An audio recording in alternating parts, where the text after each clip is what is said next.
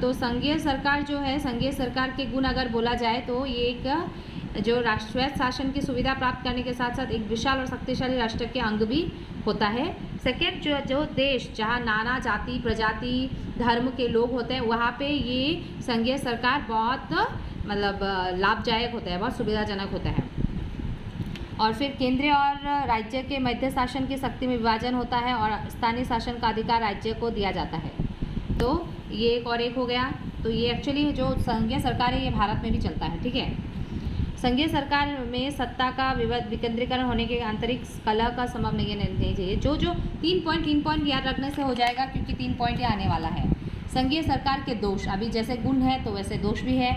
अगर दोष बताया जाए तो वही है कि संघीय सरकार में शक्ति और विषय का विकेंद्रीकरण हो जाता है ना, डिवीजन हो जाता है कि नहीं।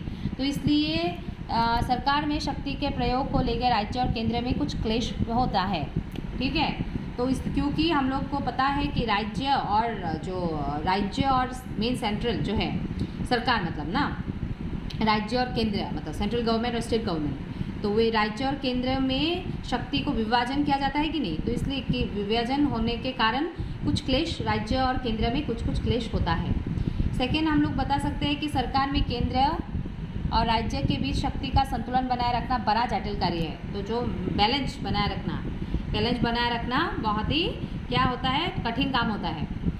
फिर हम लोग एक पॉइंट लिख सकते हैं कि संघीय सरकार में शासन की शक्ति को लेकर राज्य और केंद्र में बीच विरोध का संभावना रहती है। तो फिर राज्य और सरकार में सेम, केंद्र सरकार में और राज्य के बीच एक फिर विरोध का भी संभावना होता है, ठीक है। तो वही है, इट्स ऑल अबाउट जो हम लोग अभी पढ़े हैं कि बहुत इजी है, 3 पॉइंट याद रखने से हो जाएगा। और उदाहरण भी तुम लोग याद रखो। यहाँ पे वो लोग हम लोग पढ़े हैं कि मेन हम लोग अभी पढ़े हैं संसदीय सरकार के विशेषता, गुण और दोष। फिर संसदीय सरकार के बाद आया गया अध्यक्ष सरकार, जिसको बोलते हैं प्रेसिडेंशियल फॉर्म ऑफ गवर्नमेंट। फिर उदाहरण भी बताओ कि कौन कौन सी जगह है जहाँ प्रेसिडेंशियल फॉर्म ऑफ गवर्नमेंट चलता है, अध्यक्ष सरकार चलते हैं। फिर एकात्मक सरकार हो गया, फिर भी उदाहरण का भी बताना होगा, उसका विशेषता, दोष, गुण।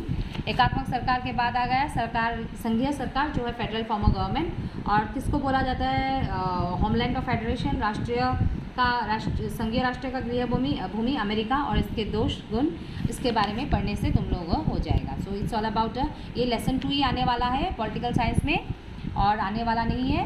और इकोनॉमिक्स का एक पार्ट हम लोग करके ये ख़त्म कर देंगे।